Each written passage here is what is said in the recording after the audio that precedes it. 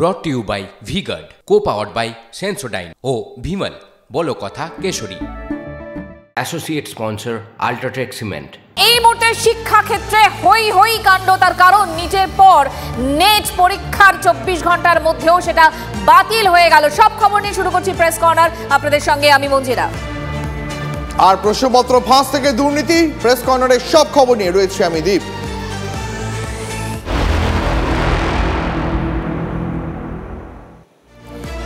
দীপ, শিক্ষার অন্তর্জলি যাত্রা বলতে বাধ্য হচ্ছি আমরা, তার কারণ একের পর এক দুর্নীতি, শিক্ষাক্ষেত্রে দুর্নীতি, এবং সেক্ষেত্রে এই দুর্নীতির ফাঁসে যারা জর্জরিত তারা কি করবেন, কোথায় যাবে মেধা, কোথায় হবে তাদের মূল্যায়ন, সব প্রশ্নগুলো এই মুহূর্তে উঠছে। কারণ নিটের পর এবার নেট পরীক্ষার 24 ঘন্টার মধ্যেও বাতিল নিট কেলেঙ্কারির পর আবারও প্রশ্নের মুখে ইউজিসি।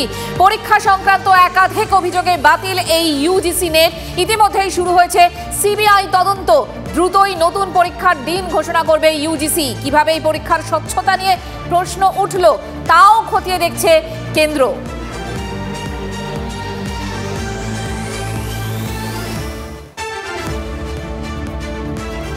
তোমার মনে থাকবে মঞ্জিরা, জাস্ট মাত্র কয়েকদিন আগেই আমরা আলোচনা করছিলাম যে ডাক্তারি প্রবেশিকা পরীক্ষা, সর্বভারতীয় স্তরে ডাক্তারি প্রবেশিকা পরীক্ষা, সেখানেও গুচ্ছ গুচ্ছ দুর্নীতির অভিযোগ উঠেছিল। প্রশ্ন উঠেছিল যে কোথাও কি প্রশ্নপত্র ফাঁস হয়ে গেছে, কখনো পাটনা এফআইআর হচ্ছে, কখনো দেশের আর এক নানা প্রান্ত থেকে নানা অভিযোগ উঠেছে। আর এবারে নেট পরীক্ষা সেটা তো বাতিলই করে দিতে হলো। সিবিআই তদন্ত করছে যে কোথায় দুর্নীতি হয়েছে, কারণ এখানেও প্রশ্ন ফাঁসের অভিযোগ উঠছে।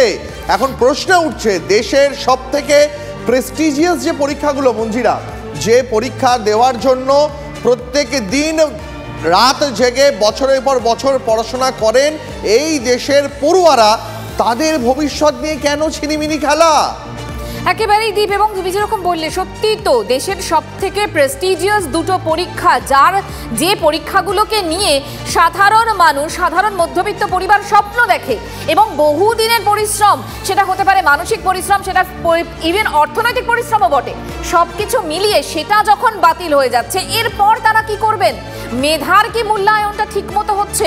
এই প্রশ্নগুলো এই মুহূর্তে সব থেকে বড় করে সামনে আসছে।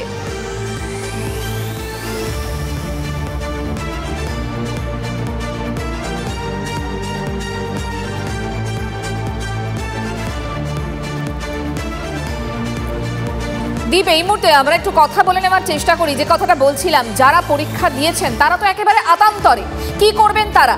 তিথি এই মুহূর্তে আমাদের সঙ্গে রয়েছেন, অতীন্দ্রিয় আমাদের সঙ্গে রয়েছেন, তাদের সঙ্গে কথা বলবো, এবং অধ্যাপক অনিত আমাদের সঙ্গে রয়েছেন, সকলের সঙ্গে কথা বলবো। প্রথমে তিথির কাছে যাই।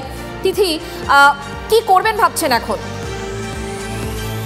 এখন কি করব, মানে সেটা আমি নিজেও ভাবছি যে এখন কি করা যেতে পারে।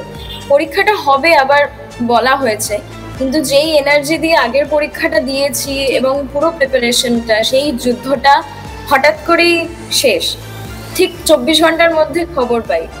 আর আবার এই যুদ্ধটা শুরু করা মানে সব জুলাইয়ে হবে বলা হচ্ছে, কিন্তু নয়তো সেই ডিসেম্বর পর্যন্ত অপেক্ষা করে থাকতে হবে।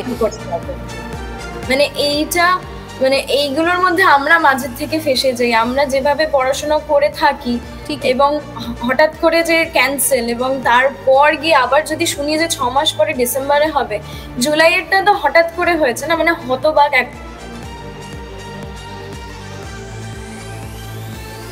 তিথি, আপনি শুনতে পাচ্ছেন? আমাদের সঙ্গে আরেক পড়ুয়া রয়েছেন অতীন্দ্রিয়, তার কাছে গিয়ে, অতীন্দ্রিয়, আপনিও তো প্রিপারেশন নিয়েছেন এত কঠিন একটা পরীক্ষার জন্য, গোটা দেশে বাংলার পড়ুয়া, গোটা দেশের পড়ুয়ারা কম্পিট করে যে পরীক্ষায়, সেই পরীক্ষা রাতারাতি বাতিল হয়ে গেল। পরীক্ষা দিয়ে আসার 24 ঘন্টা পর বাড়িতে এসে যখন জানতে পারলেন পরীক্ষা বাতিল হয়ে গেল, তখন কেমন লাগছিল, কি ফিলিংস হচ্ছিল, একটু যদি দর্শকদের সঙ্গে ভাগ করে নেন। চ্যানেল বা কারণ কি এখনো পর্যন্ত এনটিএ তরফ থেকে তো অফিসিয়ালি কোনো অ্যান্সার কি বার করা হয়নি, তো আমরা মেলাচ্ছিলাম যে কত কাট অফ যেতে পারে, এই বিষয় নিয়ে আলোচনা করছি বন্ধু বান্ধবদের মধ্যে আর কি। তো সেইখানে হঠাৎ করে আমরা এরকম একটা জাস্ট খবরের ক্লিপিংসের মতো আমরা বিভিন্ন হোয়াটসঅ্যাপ গ্রুপে পাই। প্রথমে স্বাভাবিকভাবে এই ধরনের জিনিস আমাদের একটা ফেক নিউজ হিসেবেই আমরা মনে করি। তারপরে যথারীতি যখন আমরা আরও একটু গুগল করলাম বা দেখলাম, তখন দেখলাম যে হ্যাঁ, খবরটা সত্যি। এবং এই যে সত্যি, এইটা যে প্রসেস করার যে ব্যাপারটা, সেই প্রসেস করতেই আমাদের বহু সময় লেগেছে। মানে আমরা আলোচনা করছি এইটা কখনো হতে পারে? একটা পরীক্ষা এত বড় সারা ভারতবর্ষে, তার আগের দিন পর্যন্ত এনটিএ প্রেস রিলিজ করে গর্বের সঙ্গে বলছে খুব সুন্দরভাবে পরীক্ষা হয়েছে, 11 লক্ষ পরীক্ষার্থী পরীক্ষা দিয়েছে, প্রায় 1300 সেন্টারে পরীক্ষা হচ্ছে, তার হঠাৎ করে 24 ঘন্টা বাদে এরকম যে তাকে সিবিআই এর হাতে হ্যান্ড ওভার করে দিতে হলো। তাহলে প্রশ্নটা এটা থাকছে যে এনটিএর মতো যে সংস্থাকে আমরা বিশ্বাস করছি, আমরা দীর্ঘদিন ধরে এনটিএ এখানে পরীক্ষা নিচ্ছে, তার গ্রহণযোগ্যতাটা কোথায়? তার ক্রেডিবিলিটি তো কিছু থাকছে না। তার সে তো সিম্পলি হচ্ছে এর আগে তার যে দুর্নীতি, নিটের যে দুর্নীতি, তখন থেকেই আমাদের মধ্যে একটা ডাউট দানা বাঁধতে শুরু করে যে কি হবে আমাদেরটা। এবং প্রথমত যেটা সব থেকে ইম্পর্টেন্ট, যে এই নেট পরীক্ষা যেটা এতদিন পর্যন্ত অনলাইন অর্থাৎ কম্পিউটার বেসড হয়ে আসতো, হঠাৎ করে সেটা এই বছর কেন ওএমআর হলো? এবং ওএমআর পরীক্ষা এখানেই আমার আপনার কাছে প্রশ্ন, এই যে ওএমআর এ বদল হলো, আপনার কি মনে হয় যে এই ওএমআর এর মাধ্যমে সত্যি ঠিকমতো মূল্যায়ন হয় মেধার? এক, দ্বিতীয়ত এই এনটিএ এর মতো একটা সংস্থাকে শুধুমাত্র বেছে নেওয়া, এটাও কি ঠিক পদক্ষেপ বলে আপনার মনে হয়? একদমই নয়। কারণ কি এই দীর্ঘদিন এর আগে সিবিএসসি নিত, বিভিন্ন সময় বিভিন্ন এজেন্সি পরীক্ষা নেয়, এনটিএ এর ঘাড়ে হচ্ছে আর কি সবাই সমস্ত পরীক্ষা এনটিএ এর ঘাড়ে দিয়ে দিচ্ছে। এনটিএ হচ্ছে সমস্ত পরীক্ষা করবে, কারণ কি সব থেকে নাকি বিশ্বাসযোগ্য এবং খুব প্রফেশনাল একটা এজেন্সি তারা কাজ করতে, এবং এতটাই প্রফেশনাল যে আমরা যখন কালকে ওএমআর এ পরীক্ষা দিচ্ছি, ওএমআর এর একটা সবসময় কার্বন কপি দেওয়া হয়, সেই কার্বন কপিটা পর্যন্ত দেওয়া হচ্ছে না। তাহলে আমি কিভাবে বুঝবো যে আমি কোনগুলো মার্ক করেছি যখন অ্যান্সার কি বেরোবে? তাহলে আমাকে প্রতিটা প্রশ্নে মার্ক করে আসতে হবে। অনেক সময় প্রশ্নপত্রে ভুল হয়, এইটা অপশন চেঞ্জ হয়, তাহলে আমি এক্স্যাক্টলি কি করে এসেছি সেটারও পাবার উপায় নেই। এবং যেটা খবরের মাধ্যমে বারবার উঠে আসছে যে ওএমআর অন্য কেউ সলভ করে দেবে না, তার কি গ্যারেন্টি? ঠিক আছে, এই প্রশ্নটা তো তাহলে থেকেই যাচ্ছে যে, এবং এটা পরিষ্কার হয়েছে পরীক্ষা ক্যান্সেল হয়ে গেছে, সেটা তো একদমই মানে নিন্দাজনক ঘটনা। এবং তার ক্ষেত্রে এনটিএর গ্রহণযোগ্যতা আগামী দিনে আমি আপনার কাছে আসবো অতীন্দ্রিয়, সত্যি খুব চিন্তার, খুব উদ্বেগের এবং আশঙ্কারও বটে। এই মুহূর্তে সিবিআই তদন্তের কথা বলেছে কেন্দ্র, তারপর কি আপডেট আমরা পাচ্ছি? জ্যোতির্ময় আমাদের সঙ্গে রয়েছেন, আমাদের সহকর্মী। জ্যোতির্ময়,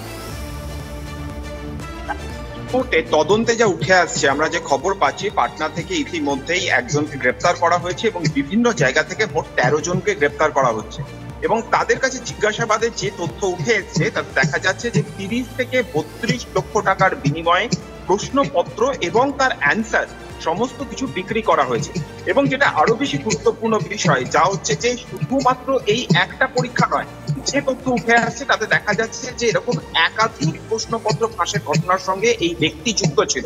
অর্থাৎ একটা বিষয় স্পষ্ট, যে ঘটনা ঘটছে সেটা কিন্তু একটা বিচ্ছিন্ন ঘটনা নয়, একাধিক পরীক্ষার ক্ষেত্রে, অর্থাৎ সরকারি চাকরির পরীক্ষা, তা বিহার গভর্নমেন্টের হতে পারে, তা সেন্ট্রাল গভর্নমেন্টের হতে পারে, সেক্ষেত্রে একটা সুনির্দিষ্ট ইনস্টিটিউশনাল করাপশন যে এক্ষেত্রে রয়েছে সেই বিষয়টা পুরোপুরিভাবে স্পষ্ট।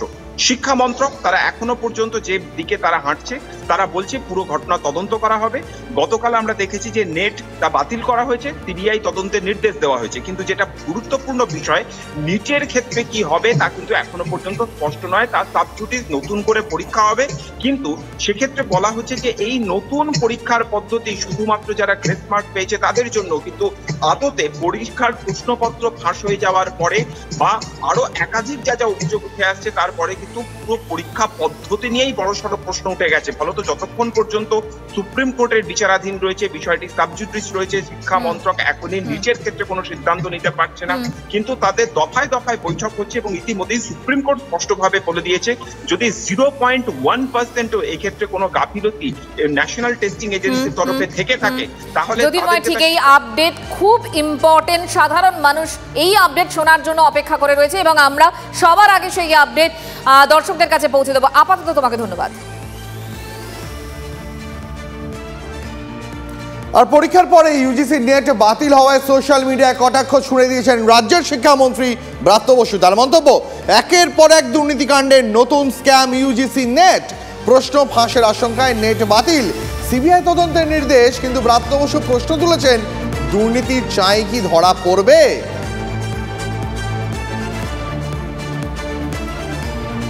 ইউজিসি নেট পরীক্ষায় অনিয়মের অভিযোগ তো রয়েছে, তড়িঘড়ি সিবিআইকে তদন্তভার দিয়েছে শিক্ষা মন্ত্রক। আর এ রাজ্যে দুর্নীতির অভিযোগ উঠলে সিবিআই তদন্ত যদি দেয় তাহলে রাজ্য সরকার আদালতে দৌড়য়।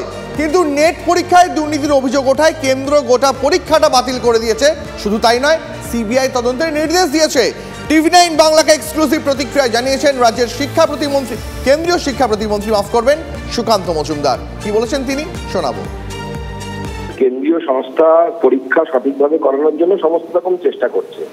এবার একটা এত বড় সিস্টেম, সেই সিস্টেমে যদি কেউ লুপহোলস তৈরি করার চেষ্টা করে, অসম্ভব তো কিছু নয়, কারণ এর আগেও বহু জায়গায় আমাদের এই ধরনের ঘটনা ঘটেছে।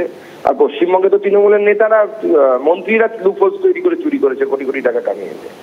আমাদের সরকারের বরঞ্চ দেখুন, বিন্দুমাত্র অভিযোগ ওঠার পর সঙ্গে সঙ্গে সরকার সেই পরীক্ষাকে শুধু বাতিলই করে দিল না, সিবিআই তদন্তে নির্দেশ দিয়ে দিল। যেখানে পশ্চিমবঙ্গ সরকারের বিরুদ্ধে যখন সিবিআই তদন্তের নির্দেশ হয় এসএসসির বিরুদ্ধে বা রিক্রুটমেন্টের বিরুদ্ধে, পশ্চিমবঙ্গ সরকার লক্ষ লক্ষ টাকা খরচ করে কপিল সিব্বল থেকে শুরু করে বিভিন্ন ধরনের দামি দামি অ্যাডভোকেটদেরকে সুপ্রিম কোর্টে দাঁড় করিয়ে দেয়, যাতে সুপ্রিম কোর্টে গিয়ে স্টে অর্ডার পাওয়া যায়, যেন সিবিআই তদন্ত না হয়। উল্টে কেন্দ্র সরকার সিবিআই তদন্তের জন্য সঙ্গে সঙ্গে নির্দেশ দিয়ে দিল। আমরা করাপশনের বিরুদ্ধে, যে কোনো ধরনের দুর্নীতির বিরুদ্ধে, এবং সেই স্ট্যান্ড আমাদের বরাবরই থাকবে, এখনো আছে, আগামী দিনেও থাকবে। এই মুহূর্তে আমরা যোগাযোগ করেছি অধ্যাপক অনিক চট্টোপাধ্যায়ের সঙ্গে, তার সঙ্গে কথা বলবো সরাসরি এই মুহূর্তে। অনিকবাবু, রাজ্যের পড়ুয়াদের জন্য এটা কি অন্ধকারতম একটা অধ্যায় চলছে বলুন তো? প্রথমে ডাক্তারির যে সর্বভারতীয় পরীক্ষা, সেই পরীক্ষায় বিস্তর অভিযোগ উঠেছে, কখনো পাটনা থেকে প্রশ্ন ফাঁস, কখনো দেশের অন্য প্রান্ত থেকে প্রশ্ন ফাঁস, আর এবার নেট পরীক্ষা সেটা পুরোপুরি বাতিল করে দিতে হলো। আচ্ছা, রাজ্যের যে পড়ুয়ারা বা দেশের যে পড়ুয়ারা এই পরীক্ষাগুলোর জন্য রাতে জেগে পড়াশোনা করে, গোটা বছর পরিশ্রম করে, তাদের জন্য কি এটা একটা অন্ধকারতম অধ্যায় কাটছে? হ্যাঁ, দেখুন, একদমই একজন শিক্ষক হিসাবে আমি কিন্তু আসলে ছাত্রছাত্রীদের মানসিকতার দিক থেকে ব্যাপারটা বিশ্লেষণ করতে চাই। সেটা হলো, আপনি যেটা বললেন যে এত প্রস্তুতির পরে, এত কিছু, এত গা ঘামানোর পরে, রাত জেগে পড়াশোনার পরে যদি এই পরীক্ষাগুলো নিয়ে এত দুর্নীতির অভিযোগ থাকে, এত পরীক্ষা নিয়ে সংশয় থাকে এবং পরীক্ষা বাতিল করতে হয়, যেটা আমরা নেটের ক্ষেত্রে দেখলাম, তাহলে কিন্তু ছাত্রছাত্রীদের মানসিকতার উপরে কিন্তু একটা চাপ পড়ে। একটা কথা ঠিক যে দুর্নীতি হয়েছে, পরীক্ষা বাতিল হয়েছে, কিন্তু একটা জিনিস ভাবতে হবে যে নতুন করে যখন পরীক্ষা নেওয়া হবে, অনেক ছাত্রছাত্রী কিন্তু খুব দূরবর্তী জায়গায় তারা পরীক্ষা দিতে যান। সকলেই তো আর ঘরের কাছে তাদের সেন্টার হয় না। যেটা দেখা যায় যে তাদের অনেক পরীক্ষা দিতে যাওয়ার সময়ও কিন্তু তাদের অনেক আর্থিক খরচ হয়, যেটা হয়তো অনেক সময়, এবং তারা এখনও কিন্তু তারা চাকরি করছেন না, তারা অনেকেই কিন্তু চাকরি প্রার্থী, তারা বেকার। সেই অবস্থায় তাদের যে সেন্টারে গিয়ে পরীক্ষাগুলো দিতে হবে, তাদের একটা ডবল খরচ। এমনি মানসিকতার দিক থেকে যদি আপনি ভাবেন, সেটা তো একটা বিরাট মানসিক ধাক্কা। একটা, আমরা যদি আমাদের ছাত্র জীবনের কথা ভাবি, আপনিও যদি ভাবেন যে একটা পরীক্ষা আমি দিলাম, সেই পরীক্ষাটা সম্পূর্ণ বাতিল হলো, আবার সেই পরীক্ষার জন্য আমাকে প্রস্তুতি নিতে হবে এবং আমাকে তার সঙ্গে কিছু আর্থিক খরচাও আমার হবে। একটা বেকার ছাত্রছাত্রীর পক্ষে কিন্তু এটা যথেষ্ট দুঃখজনক এবং একটু অন্ধকারাচ্ছন্ন তো বটেই। সঙ্গে থাকুন অনিকবাবু, আপনার কাছে আবার ফিরছি। দীপ, অতীন্দ্র আমাদের সঙ্গে রয়েছেন, তার সঙ্গে একটু কথা বলি। অতীন্দ্র, সেক্ষেত্রে কি করবেন এরপর? কি ভাবছেন, কি প্রস্তুতি, কি ভাবনা চলছে আপনার মাথায় এখন? এই মুহূর্তে তো একটাই বিষয় রয়েছে যে পরীক্ষাটা আগামী কবে হবে, মানে 7 দিন বাদে, 1 মাস বাদে, 2 মাস বাদে। কারণ কি, সেটা যতক্ষণ পর্যন্ত নোটিফিকেশন আসছে, এই ধরনের পরীক্ষার একটা প্রিপারেশনের মুড থাকে যে আমি আবার এই কোন পার্টগুলোকে দেখবো, যে পার্টগুলোকে আমার বেশি করে রিভাইজ করা দরকার, যে পদ্ধতিতে এক্স্যাক্টলি এই পরীক্ষার, মানে যেটা 18 তারিখ দিলাম তার 1 মাস আগেই থেকে আমরা শুরু করেছিলাম, এক্ষেত্রে কি হবে। এবং আর একটা বড় প্রশ্ন মাথায় থাকছে যে আবার কি ওএমআর হবে নাকি হচ্ছে কম্পিউটার বেসড পরীক্ষা হবে। এই প্রশ্নটা যতক্ষণ পর্যন্ত না ক্লিয়ার হচ্ছে, দুটোর প্রিপারেশন স্টাইল আলাদা। কারণ কি, ওএমআর হলে আমাদের কিছু এক্সট্রা টাইম আগে থেকে ভাবতে হয়, যাতে মানে আমাদের একটা ওই পয়েন্ট করার ব্যাপার থাকে, গোল করার ব্যাপার থাকে। এবং 3 নম্বর, যেটা আমার ব্যক্তিগতভাবে মনে হয়, এরপরেও যদি পরীক্ষা হয়, তখন এই একটা দ্বন্দ্ব মানুষ মনের মধ্যে থেকেই যাবে যে এই ক্ষেত্রে কি আবার পরীক্ষা ক্যান্সেল হওয়ার সম্ভাবনা থাকে, যে আমরা আবার যে সেম এফর্টটা দিলাম, সেই এফর্টটা কি সেই রকম হচ্ছে ভ্যালুয়েশন পাবো, নাকি আবার এরকম কোনো প্রশ্ন লিক হয়ে যেতে পারে, যেহেতু অলরেডি আগে একটা এইবার হয়েছে। এবং এনটিএ এর পারফরমেন্স এই বছরে অত্যন্ত খারাপ, ঠিক আছে। এর আগে এনটিএ বিভিন্ন সময় তার টাইম লাইন মেনটেন করতে পারেনি। ঠিকই অতীন্দ্র, একদম ঠিক কথা বলেছেন। সেক্ষেত্রে আশ্বাস বাণী এই মুহূর্তে একটা অন্তত খুব ইম্পর্টেন্ট দিক। ঠিকই, আসি পরে খবরে, কিন্তু এই খবর নিয়েই ফিরছি আবার। ইউজিসির নেট বাতিল নিয়ে এবার কেন্দ্রকে তোপ দাগলেন কংগ্রেসের নেত্রী প্রিয়াঙ্কা গান্ধী। শিক্ষামন্ত্রী কেন দায় নেবেন না, সোশ্যাল মিডিয়ায় প্রশ্ন তুলে দিলেন প্রিয়াঙ্কা গান্ধী।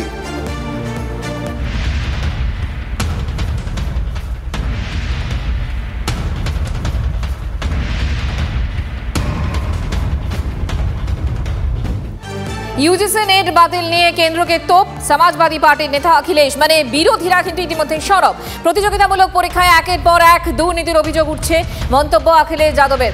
দেশের বিরুদ্ধে বড় ধরনের অন্তর্ঘাতের আশঙ্কা অখিলেশের। আমাদের সঙ্গে রয়েছেন যে পড়ুয়ারা, তাদের কাছে আরেকবার ফিরি। তিথি রয়েছেন আমাদের সঙ্গে। তিথি, তোমার কাছে আমি আরেকটা শেষ প্রশ্ন করতে চাই যে দেখো, এই এতদিন ধরে যে মানসিক প্রিপারেশন, এতদিন ধরে যে রাত জেগে পড়াশোনা, তারপরে একটা পরীক্ষা দিতে যাওয়া, তারপর পরীক্ষা দিয়ে ফেরার 24 ঘন্টা পরে জানা গেল যে গোটা পরীক্ষাটাই বাতিল। তিথি, যে পড়ুয়ারা দিনের পর দিন কষ্ট করে বাড়িতে নিজেকে বন্দি করে রেখে পড়াশোনা করেন এইরকম প্রেস্টিজিয়াস পরীক্ষার জন্য, তাদের মানসিক অবস্থাটা কেমন হয় সেটা তোমরা যারা আমাদের সঙ্গে ছিলে আজকে, তাদের সঙ্গে কথা বলে আমরা বুঝতে পারলাম।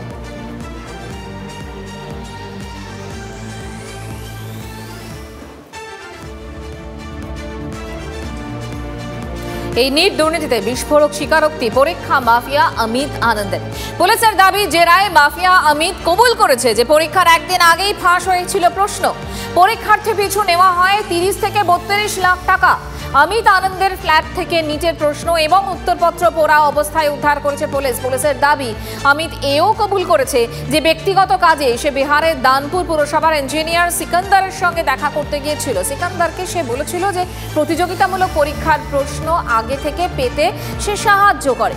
সিকান্দার নিটের আগের দিন 4 পরীক্ষার্থীকে অমিতের কাছে নিয়ে যান, আর ওই পরীক্ষার্থীদের প্রশ্নের উত্তর মুখস্থ করায় অমিত। সিকান্দারের দেওয়া তথ্যের ভিত্তিতেই গ্রেফতার করা হয় অমিতকে।